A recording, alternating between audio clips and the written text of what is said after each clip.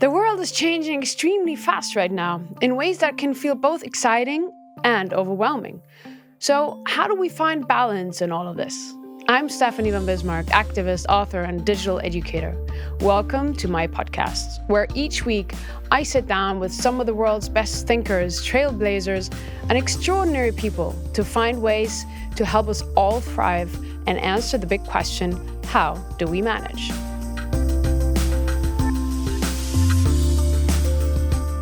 Hi, and welcome back to How Do We Manage, the podcast where we try and tackle day-to-day issues which often feel overwhelming in this fast-paced life we're living. Right now, the world is an incredibly turbulent economic period, and that can make staying on top of our finances feel even more difficult, especially if you've never been educated to understand how markets, budgets, profit and loss, and all those basics work. Unbelievably, it's only 50 years since women in the UK were first allowed a bank account, and 51 years for women in the US. And my guest today is really trying to help women take more control over their money. Bola Sol is a financial advisor, a money columnist, and a creator of the Bola Sol show, which aims to bring together communities and share money knowledge. She's the author of 2 books, How to Save It, and most recently, Your Money Life, How to Afford the Life You Want, which is specifically aimed at empowering women to manage their finances. In 2015, she set out on a mission to educate 1 million women about financial literacy by 2025. Has she achieved that goal? Let's find out. Bola Sol, thank you very much for joining us here today on How Do We Manage? It's a pleasure having you. Oh, thank you so much for having me. I'm so excited to talk. Yeah, I already got comments from my team that I look so corporate today. And I said, well, we're talking finance, so I need to look the part at least, you know? Absolutely. I think that's probably why I wore this as well. Actually, I drove to my friend/stylist house last night because she had this. We forgot to exchange it. And I was like, oh, no, I'll wear that today.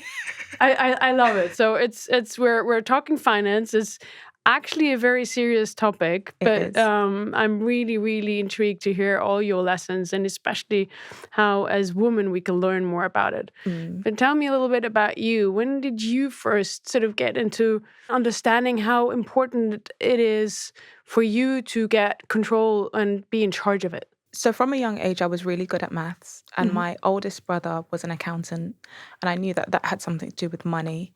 So I just kind of always put everything together and said, well, I guess that's the avenue that I'll take.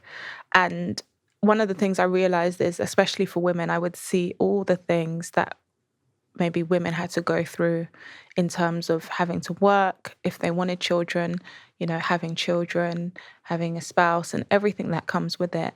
And I just felt that money needs to be important to us. And the more I went into finance as I got older, I saw less and less women.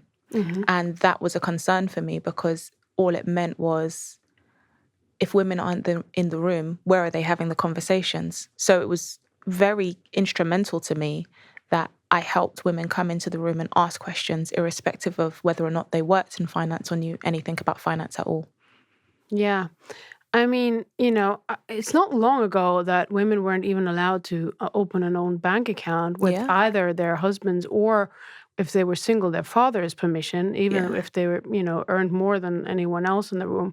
It was between sort of 65 and 75, depending on which country you look like. I still think that's shocking. Yeah. But how much do you think that still echoes with how women approach money these days? I still think it does. I think sometimes, I speak to some women and I guess there's this air of, oh, my husband will deal with it or he deals with it. And, I just let him deal with it because he's better at it than me. And I say, really? Are you sure he's better at it than you? How have you come to that conclusion? Did you do a finance quiz at home or did you just say, oh, he knows it more than I do? I think we still have this notion that men will deal with the finances because of that's how it used to be. Women didn't work back in the day. It would be, especially if you think about World War II times, men would go to work, women would look after the house. So I think that there's still this idea that because men were earners, they have a better understanding of money, and that's not always the case. Yeah, I mean, on the contrary, I'd say. But I also, I think up until today, I still know some very old conservative families, I suppose, who would still tell their daughters when they're not good in math or not good in physics or any other natural sciences, they would literally tell them, well, you're a girl, it doesn't matter. Yeah. Why don't you concentrate on arts? Yeah. And that, I think, is just so shocking because all the studies show that, I think 1.1 million women from 1904 to 1911 where girls have outperformed boys in every single subject. Yeah. Also math and physics and all of it. I think it's more societal thing that Yeah. we don't base it on statistics and research like you just said. I think we just base it on what we assume to be societal norms. Yeah. Yeah. You've worked very long in the corporate world, corporate finance world, let's say. How was that for you as a woman and also as a woman of color?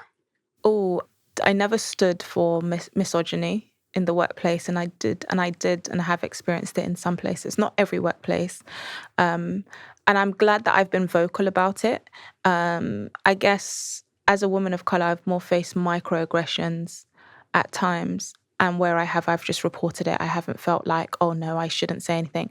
I remember when I first got into the corporate world, before it, my auntie said to me, look, you go in there, do as you're told.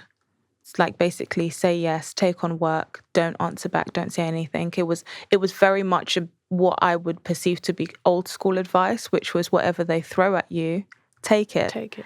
And I'm so glad I didn't listen to her because I don't think I'd be where I am today, which is that I just believe in fair treatment, woman or man, black or white. If you're doing a role, you should be treated fairly. You shouldn't feel that, maybe because I'm a woman or I'm a woman of color that I will be treated differently. But when I have been, I've spoken up, and it hasn't always been, comfortable. But I just had to say, like, I can't live in this uncomfortable situation. I've heard, there's been a time where I've been on a team of about 12 people and 11 of them were men, and I was the only woman. Yeah. And that didn't bother me. It did bother me when some of them started actually talking about their wives quite badly. Mm-hmm. And I was like, I cannot stay on this team. And I was still very young in my career, and I never explained why I wanted to move first. So they were like, just stay. The moment I explained why, they moved me straight away because I think they realized, oh, she's going to be a problem if she stays because then I won't get on with anyone. I'll now start defending women I've never met. So it's been tough. And obviously that's one of the angles, but there's been so many other angles. Sometimes as women, you're sexualized in the workplace. Yeah, a lot of my friends have. Yeah, and that can be tough. And, maybe if you're looking for a promotion, maybe that's why you don't get it and so on. So there is a lot to maneuver, which isn't always fun. But I wouldn't change the experience if it means that when the next generation of women are coming in, maybe people think twice about the things that they say and do. Do you think there's still some disparity in just talking about your corporate sort of experience between how a white woman or how they would relate to money versus women of color or from different backgrounds? Is there some difference or?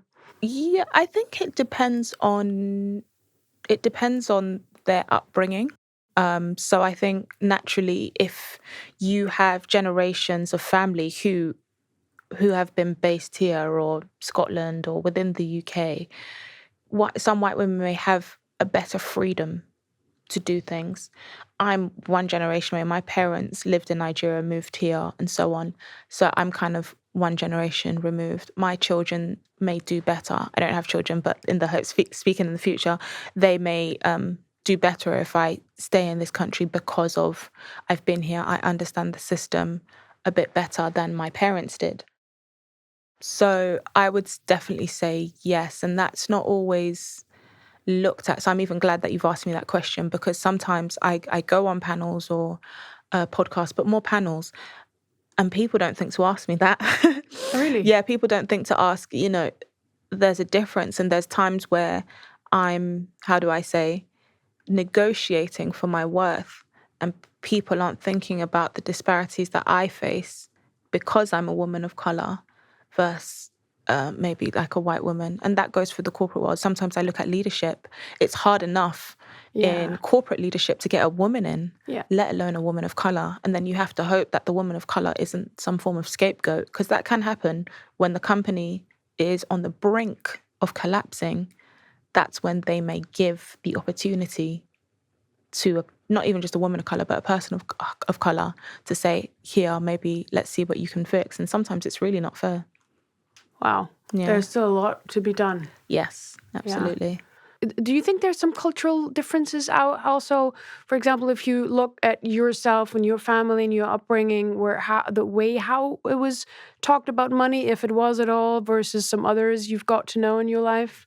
Yeah, I think, when you talk about culture, I actually think that depends family to family, because I could speak to other people who, I'm Nigerian, but I could speak to other people who are Nigerian, and then I could speak to my friend who's Irish, and we have more in common family-wise than people who are Nigerian. And then he may say something to me that you grew up a bit differently than some other people I know who are Black. So, for example, my mother studied accounting and my father was a lawyer. Mm-hmm. That's not the case in everyone's household.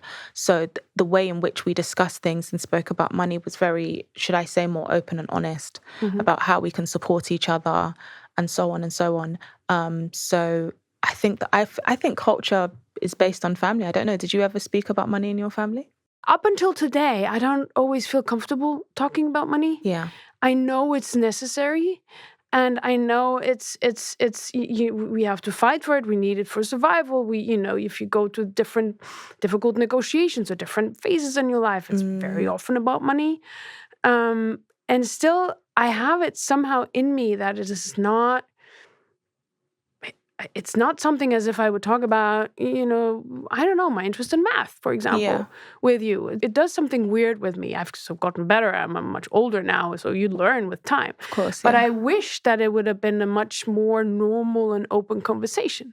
These things that teach you in school. It's like, I don't know, I learned a lot of stuff. I did advanced math and God knows what. And did I ever need that again? Not really. Okay, it teaches you a way of thinking. I get that. And solving problems. But I never learned how to fill out my tax form. I never, these kind of simple, stupid, everyday adult life things that come with once you turn an adult. Yeah. I wasn't taught that. And I know a lot of people don't. So were you taught that in school? No. And I just think that there's a lot of life skill. There really should be like a life skills class. And if we make it optional, so be it. But I think it should even be available in college where people can learn about taxes, because the issue is some people who maybe say, I don't care about maths or finance, or I've never been good at numbers. They only care when it affects them directly. And then that's when you wish you cared a bit more. But I do think that there does need to be a sense of, look, this is how taxes work and this is how it will affect you. And these are some of the things that you need to do and be aware of. Even if it means that the first time you have to put it into application, you at least know from that point, you have an awareness of it. If you told me, hey, this is what's going to happen, by the way, when you're married, X, Y, and Z, about money, these are things you should think about. I know that I can't experience them till I'm in it, but at least I know that you have made me aware of it. Yeah. And I think that's the difference. There isn't even a sense of awareness. And it's such a shame because people don't know where to go. And I now have, the younger generation, usually Gen Z, who are so nervous about making money and what to do with it, that they're like, what should I do? They're always asking me, what should I do? What should I do? I've done this, I've done that. And some of them are either over-prepared, so they're like 22 and they're like, I want to buy a house. And I'm like, slow down. Yeah. Or some of them are like, I don't want to get anything wrong. Yeah. And I just think that there is a way from a school educational perspective that we could prepare. If you were to design a curriculum for a class, what would be 3 main things you think that every boy and girl should learn about finance? Yeah, budgeting and saving for the sake of making both of those a habit. Yeah. And then I would say understanding investing. So, and how compounding works, if I put that into a second one, and obviously different ways that you can invest your money. And then I would say, especially if this is based on us currently being in the UK, tax efficiency. That's really important to understand. Yeah, tax efficiency, from inheritance tax to how you're taxed if you have a permanent job versus how you're taxed if you're self-employed. I think those things would be helpful. If you literally have those three, I actually think you would do quite well. Yeah, it would be so much easier. Yeah. And what do you think from a parent's perspective? What do you think is an important message, and you could give your children around finances in general? Yeah, I also say that age is key. So once a child is 4 or 5, start talking to them about finance. You may think that they're very young, but I'm like, no, this is when you want to kind of get those basic concepts. So, for example, you go shopping, whether it's, because we can now shop online for food and stuff, which is so great. But back in the day, it was just shopping in person. But tell them, look, this is the budget we have for the house.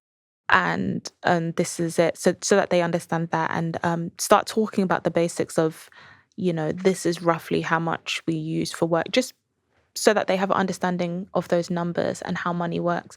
So if you just give them very basic numbers, even if it's not real figures, it gives them an understanding of money. So you could say something like, every month we have about 10K coming in and our expenses are 5K. So that, if they say, oh, let's all go on holiday and it costs 13K for the whole family, you can say, oh, mum, it will probably take us about 2 or 3 months to save for that, right?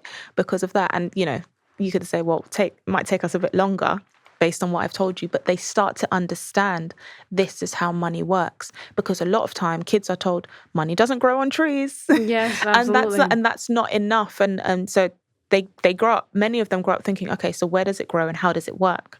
And I always say, start with the basics.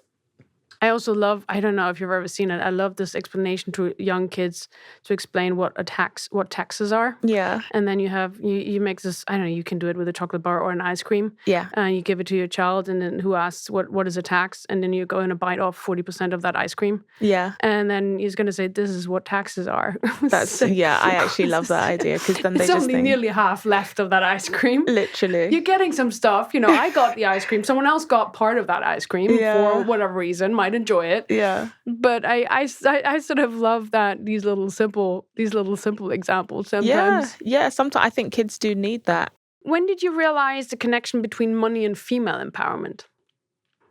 Oh, I would say, I think I was 20 and I was doing some networking prior to finishing university. And I just started to see how many men were in the room versus women.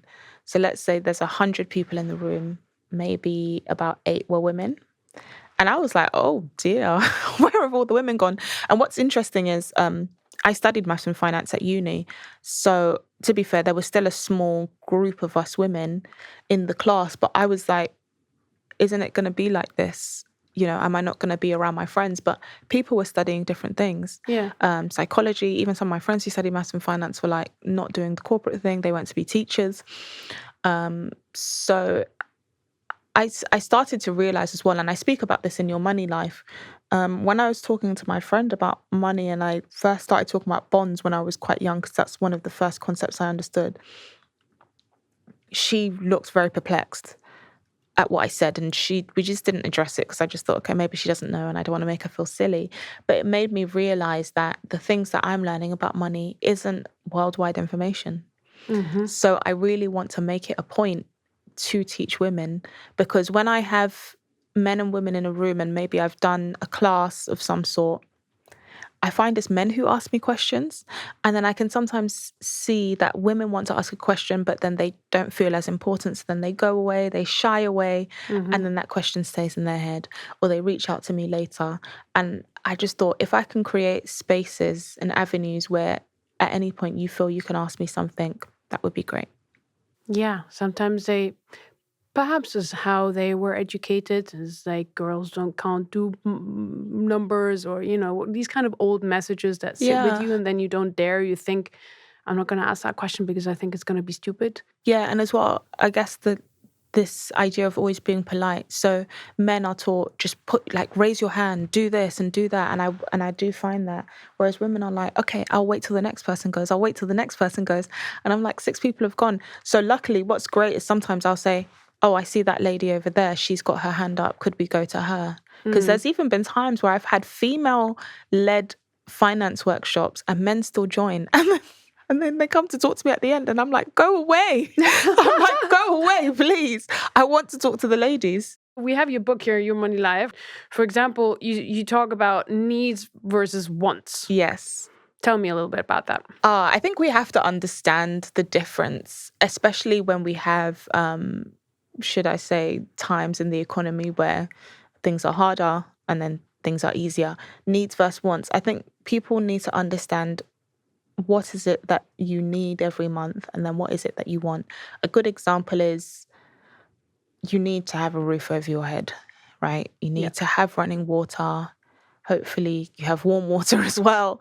These are our basic needs. This sounds very basic, but you actually don't need to have a TV. If you can want one, and if you have the disposable income after your needs to have one, then go ahead and have one. I would say in a place like London with fantastic transport, you may not always need to have a car. Yeah. However, if someone has 3 children and maybe they go to 2 different schools and it's just easier to get there by car, then maybe you need to have a car. But you need to understand wants, because if I say, oh my gosh, I've had such a long day, I just need to go to Harrods or Selfridges and shop. That's a want. Yeah. And it's okay to have that want, but it's so important that you decipher that so that you don't end up telling yourself that the wants you have in life are actually needs, because that's where some people can get into financial trouble. Is there a want that you sort of indulge in and you won't step away from it? I think nice shoes. Nice shoes? Nice shoes. Like, just with time, I've just noticed I just prefer nice shoes, either that or good pair of trainers. But I think that's it for me. There's a lot of things now I'm just like, I'm okay. And a good experience. I go to an expensive gym and I will not give that up. I refuse. There's some things I'm like, I refuse to give up.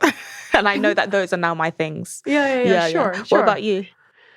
I love to go and have I like to a good restaurant. Like I'm a big foodie. Yeah. I would go to an expensive restaurant to indulge in very nice food. Nice. That's what I really love. Good. Or buy really good food or something. That it's often around food. Yeah. I mean, listen, I like nice clothes as well, but it's not something that that I would say, okay, I'm going to treat myself. Yeah. If I treat myself, it's mostly around food. But back to the financing. I know, for example, you're also talking about budgeting. If I think at budgeting, I was like, oh, I would love to. This is this thing I'm trying to push at the end of the week, and then I find another excuse and procrastinate, and somehow it also has a bad reputation. It does, but it is necessary. So necessary. How can we change our mindset around budgeting that it actually makes sense and we can think about it more positively? I would say, instead of asking yourself, where did my money go? You can use 30 minutes and maybe just see it as a 30-minute exercise. If you get paid monthly or weekly, that you sit down and you just review your budget and you insert some numbers. And sure, it can seem a bit boring, but at the same time, there's no better feeling than knowing where your money's going. So see that positive. And also maybe pair it with a good TV show you like. So if you're using your laptop, and that's fine, have something, or you treat yourself to, I don't know, a chocolate bar or play some music, whatever it is. Because I always say find a way to jazz it up, because you're going to need to do it to know where your money is. And these days there's apps as well.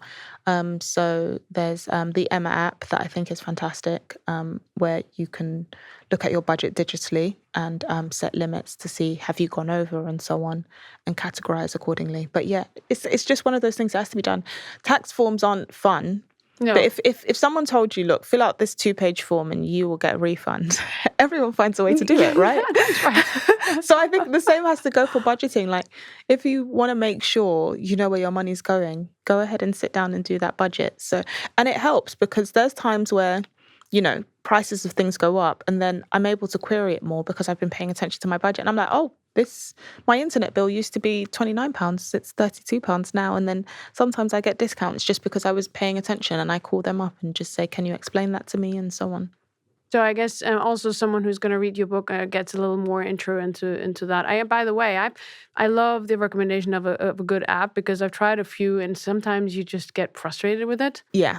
A lot of apps are frustrating, but I do find that one the best for sure. Yeah. You've also written about debt in a Yes. sort of shame-free way. How is it that you can establish, that you can live with the idea of debt, but not tie it to your self-esteem, but because that's what often happens? Yeah. So I find that when it comes to debt, a lot of people feel like they shouldn't be in it. And I always say you have to look at the state of the economy, because I think in the last 2 to 3 years, more people have, there's research that shows more people have been using their credit cards. And that goes to show that there's been a shortage of money. And there's some people who may feel individually like, oh gosh, I can't believe I'm back here again. And I'm like, are you paying attention to the economy as a whole and why you're using it? Versus, I'm sure if you had more money, you wouldn't want to use it in that way. I understand credit isn't all that bad if you use it to your advantage. But if you know it's because you don't have as much disposable income, it's very easy to tie it to your self-esteem and say, okay, this isn't great now. I have to pay for this, and it's going to cost this, and it's set me back. So I would just say the key thing is, when it comes to debt, figure out a plan. And it might take a while. That's the thing with debt. Some people, they get into debt and they don't like that it's going to take them 12 months or 18 months to get over. And I just say, look, at least just use it as a lesson. You know, hopefully you don't have to be in that situation again. But if you do, you know what it takes. From a APR standpoint, which is annual percentage rate, you want to look at how much are you paying for that. Could you look at a 0% balance transfer if you have credit card debt, for example, so you move it from one place to another with no interest instead. So I just think people need to know the options and plans to get themselves out of debt. And yeah, just don't tie it to your self-esteem or to your worth. And what do you think if someone is really overwhelmed and has quite some debt, and sometimes they're really anxious and afraid of what the future would hold, and they don't really know how to, come up with a plan like that? How would you do that? Where do you start? Yeah, so there's charities that people can speak to as well. Okay. Step Change is a charity. Some people feel overwhelmed, and I say maybe you just need to talk to someone, because at times I think when it comes to finance, right, if someone has a fitness goal and they feel like, look, I've been in the gym for 2 years, this is not working, I need a personal trainer. People will go and get a personal trainer. It's okay to get like a finance coach if you want. So that's something I can help people with and talk through. And sometimes that's all people need, a conversation for them to say, oh, okay, it doesn't seem so scary. Now you've helped me with this section, and now I know how to go forward with it. So whether that's speaking to a finance coach, or you could speak to someone who you love and trust, who may be able to help you as well. So yeah. I think that's important, to not feel alone and not feel like you have to do it alone. Because so many people feel like when it comes to finance, I have to know everything. I have to do everything myself. I have to prove that I'm enough of an adult, that I know all of these things, and I shouldn't involve anyone else. But life isn't done alone. It's one of the things I talk about. I talk about different forms of debt and the difference between, should I say, urgent debts and non-urgent debts. It's important for people to understand. There are also topic emergency fund. So we all understand it's quite important to have an emergency fund if something happens which happens to everyone. Something happens, your car breaks down, you have all these, an accident, you never know, right? Yeah. But everyone needs one. Yeah, but if you, like, for example, only have $50, £50 a month. Yeah. Where do you start with that? Yeah, so the point of an emergency fund is to have 3 to 6 months of expenses. Okay. And if you can't start on putting a certain amount away, put away what you can and keep building. But one of the things I say is don't fool yourself by having lots in your savings and not your emergency fund. Make sure you decipher the difference, because savings could be for a future goal, a house, or something that's important to you. But an emergency fund, as you said, is if something is to happen, you are able to deal with it quickly financially. Just put away what you can, but make sure you're building it up, because if something does happen, and something does tend to happen in life, you want to make sure that you're ready. That's one of the things. And I remember a few times, I'd say probably just before even the pandemic in 2020, I told, because I kind of group coach women as well, and I said to a lot of women, they never had emergency funds. I said, it's time for everyone to get one. If you don't have an emergency fund, do not play, do not wait. And guess what? A lot of people lost their jobs. And I said, when you have an emergency fund, it allows you to not panic straight away. You still have enough money that you can think. So instead of going, oh my gosh, I need to get another job because I've got all of these responsibilities and so on, you can say, I have some money to rely on. It won't make me, it's not to make me lazier and just say, oh, I'm going to chill because I've got an emergency fund. But it means that you don't have to operate out of desperation. And I think that's incredibly important, because sometimes people do that unknowingly because they're like, I have nothing, I need this, I need that. And you start to make decisions that you wouldn't usually make because you feel like you're in a state of panic. So the whole point of an emergency fund is you get to operate from a place of calm and make decisions that are well thought out. Yeah. I mean, you also talk about multiple income streams and also diversifying if you have a little more money to put into assets and stuff. But for example, if you only have one income, it's like, where do you start diversifying? I would say potentially look into, let's say you want to invest and then you, through stocks and shares and funds, for example, could you look into dividend-based funds, so ones that pay dividends? I would say that's a good place to start. Of course, you can look into businesses as well that you want to invest in and ask questions. I'm in a phase again where I'm just asking people questions. Oh, okay, you're an investor. How does that work? How did you get into that? Even if I have some knowledge of it, I like to go in a bit blank just to understand and say, okay, how much did you put down? Have you had a return yet? And so on. So there's different ways people can invest. Of course, in the UK, we absolutely love property. But I think the returns that people saw in the 90s aren't necessarily going to happen every single decade. But the whole point is there is a variety of ways that people can have different income streams, and people should really be looking into it as opposed to just sticking to one thing. Because something I said to my friend the other day, and they're a lawyer, I said, you need to figure out another way to make money. People are being made redundant left, right, and center. And So true. And I said, and guess what happens when that's happened to them? I say, you're on LinkedIn and you're on these websites day and night looking for a new job, but it doesn't stop it happening again. And of course, that's why it's great to have an emergency fund. But if you have another stream of income, you don't have to go straight into panic mode. You can go into, I can lean on this. And I do think that we're in a time where many of us are going to have, as they call it, portfolio careers. Yeah. And I just say you need to create one for yourself.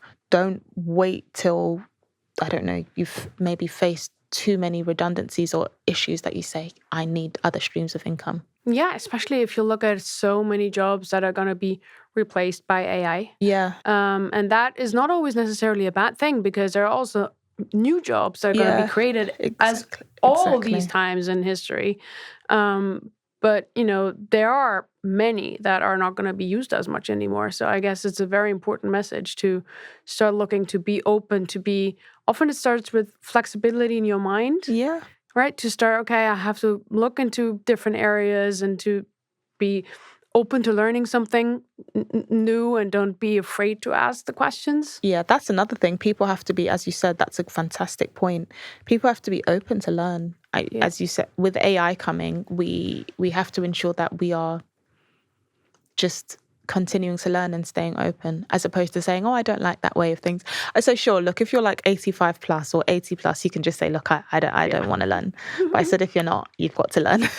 Yeah, well, sometimes I have this aunt in Sweden, and she's 95 or 4 or something.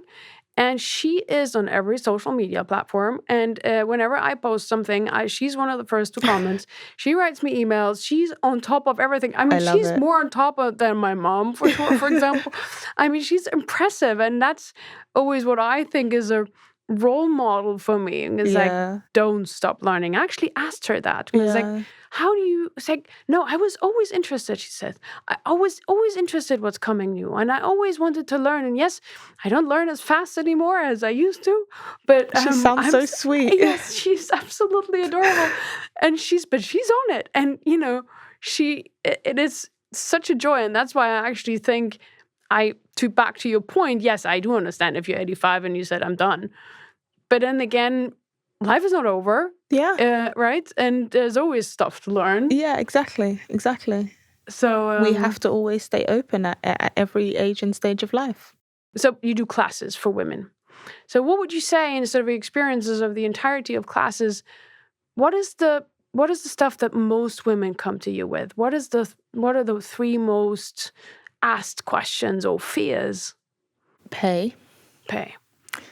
Women getting paid what they feel they deserve. I've had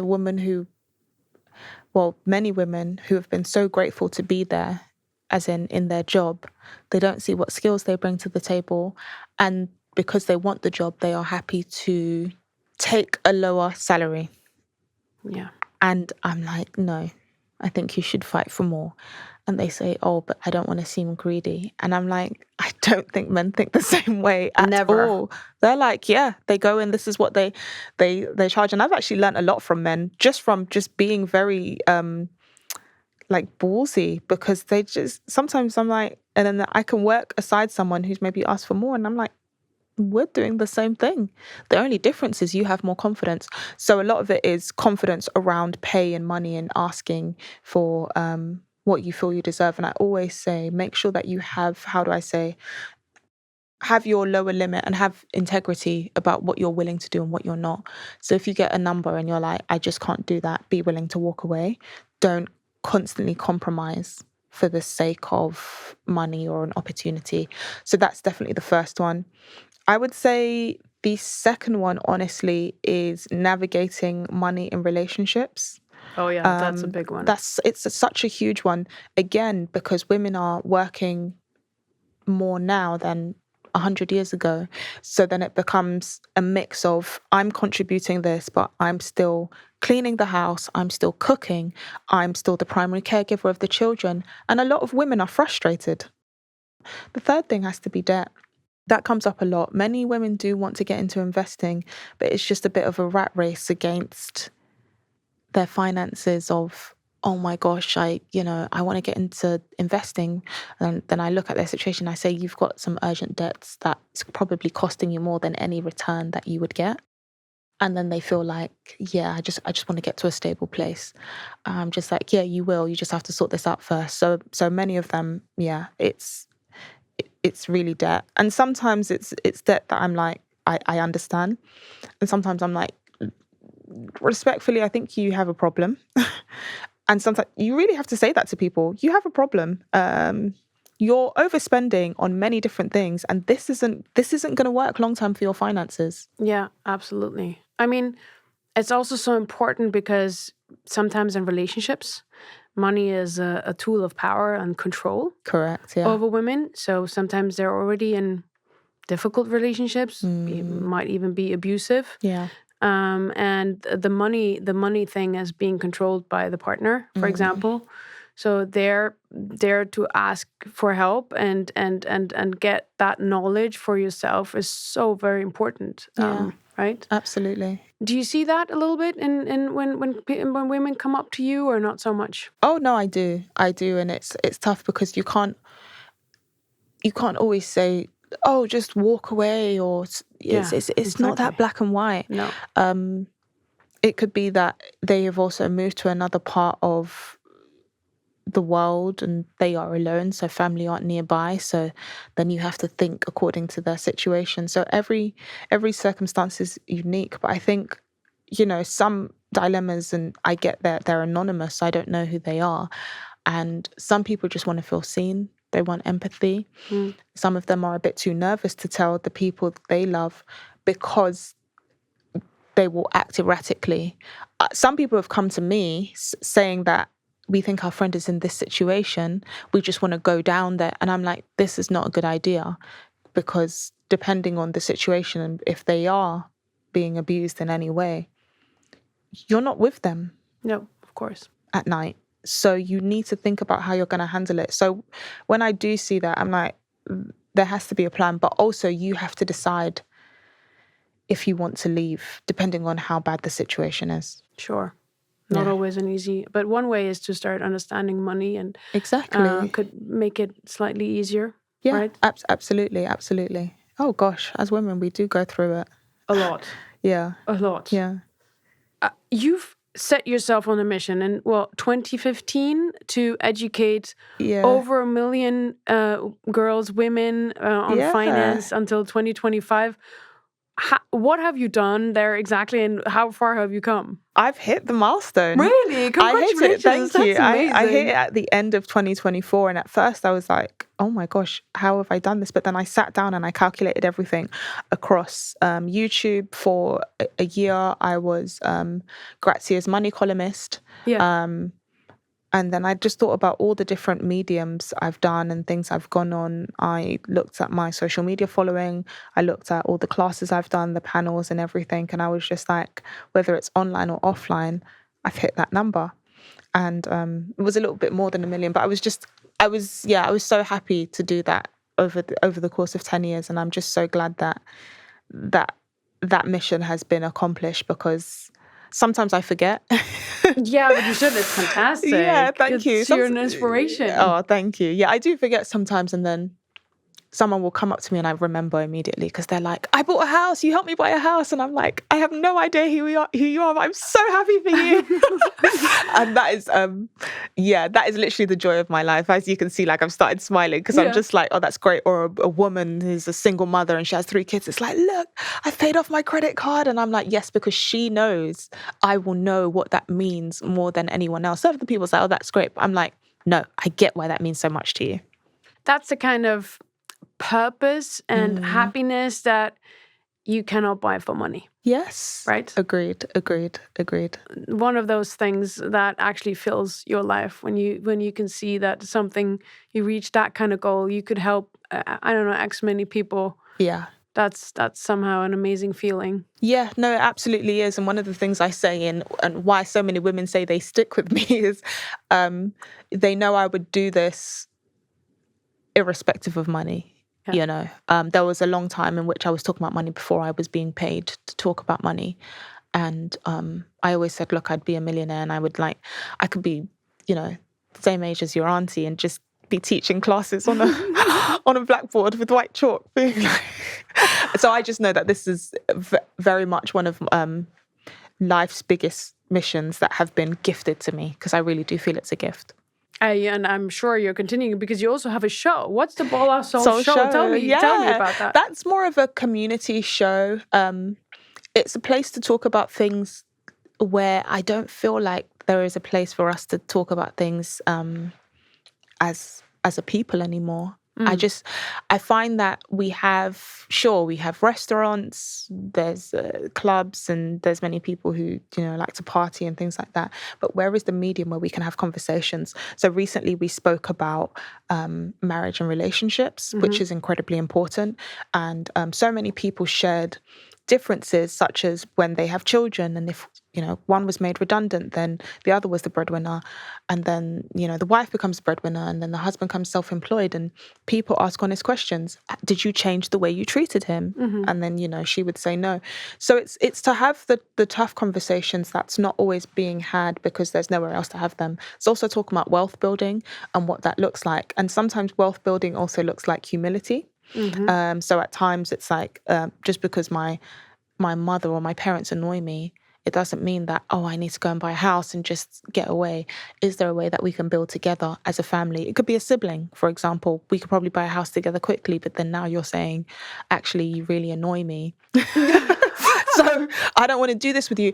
And these are the things that break up families. So we look at ways in which we can maybe humble ourselves, ways in which that we can make better sacrifices, but also learning that wealth building is about community as well. Absolutely. You can't do it on your own. So that's essentially what the show is about. Yes, and it's so important to have these conversations in real life, because loneliness is a big factor these days, although we're so connected, where everyone is so lonely. Yeah. To come together and meet people and feel them and see them is already such a big thing. I know, it really is. And some people say to me, I can't make it, but I'll catch the show online. And I say, it won't be online. And they go, oh. And I say, we've become too comfortable being detached. Yeah. I understood it in the beginning, and that some of us needed a break. Some of us didn't want to be in the office 5 days a week. Totally get that. You're tired. Maybe you've got children. Maybe you live far. You know, you want to go to your yoga class after work and you can't because you're always on the tube and so on. But now we have to find a balance. Because everything can't be online, because this is how the loneliness is creeping up in people. It's finding that balance and understanding what it means to be human and what we really need. And we are social creatures, whether you like it or not. Yeah, definitely. I feel that. Even I'm, kind of thinking about my next career role. And all I've been thinking is, I can't wait to go into an office again and talk to some people and have a team. And I'm like, how exciting. Because, sometimes when you're self-employed, if you don't have an office where you see the same people regularly, it can just very much feel like, again, as we said, a bit of a lonely journey. It is. Yeah. It is. Sometimes I do a quick fire question with some guests. So no overthinking allowed. Okay. What's your financial guilty pleasure? Takeaways. Takeaways. Which kind? Like Thai food. I love a good pad Thai. I had it last week. But yeah, that's the thing. If I'm I don't want to go into it too much, but takeaways. Okay. First job, and what did you earn, if I may ask? Oh, yes. I earned something like £7 something. I was 16 or 17 and I worked at a music shop. Apparently, I was supposed to be 18 and they didn't check properly. I was 17 and I worked at a music shop that no longer exists called Zavi. And what were they selling, records or something? Selling records. Discs? Discs. Yeah, so selling records, discs, DVDs and things. So they took over from Virgin Music Store in Piccadilly. So I was going to Piccadilly and I was just so excited because I was like, I'm getting paid £7, 63. And I kid you not, a lot of my friends were on like £6 something. So I was literally... You were already winning it. Honestly, I was like, I felt so rich. What app do you use on your phone the most? I use the Bible app a lot. I use the Bible app a lot. These days, social media, just not as much as I used to. Mm-hmm. Yeah. What's your go-to karaoke song or your sort of... ABBA Dancing Queen. I love it. It very caters to my Swedish side. And I'm probably with you on that. Yeah. If you weren't doing this work right now, what would you be doing? There's a part of me who thinks maybe I could have been a lawyer. Or a teacher. Well, you're already a teacher of some sort. Yeah, I know. So, I was going to say maybe a lawyer. I think I would want to fight people's cases for them. Yeah. You'd probably be good. Yeah. Look, my dad was a lawyer. I really, really respect lawyers. Like, I'm just like, oh my gosh, there's so much reading. But yeah, that's great. If you had £10,000 to spend, and not investing, not the sensible stuff now. Okay, so good. What would you do? Holiday and shopping. In what order? Not sure. But yeah. Where would you go? Where would I go? Oh, tough. Probably somewhere in the Caribbean or like the Maldives or something. Nice. Yeah, definitely. I'd want such a great experience because I don't want to look at clothes or bags or something and resent that thing for the 10K. I don't want to be like, oh my gosh, this is what I spent it on, but I'll never regret spending it on an experience. Me, I'm the same. Yeah. A good travel, a nice place, this, creates memories that will never be forgotten. Exactly. Yeah. If you wanted listeners to go away with one mindset shift, what would that be? You are not your net worth. Mm-hmm. It's the mind shift I'd want them to take. You are not your net worth. Money will come and go in different ways during your life, and you should never look at yourself and think, because I have more money, I'm worth more, and I can maybe puff out my chest a bit more, and that if you have less money, you don't deserve to puff out your chest. Make sure that you maintain who you are, irrespective of your bank balance, your investments, and your net worth. That is a very, very beautiful way to end this fantastic conversation with you. Thank you so much, Bola Sol, for that fantastic conversation. You can find out more about Bola's work, her books, and the Bola Sol show by checking the show notes. Thank you so much for tuning in today. Stay tuned for what's coming up. Lots of interesting guests and episodes. See you soon.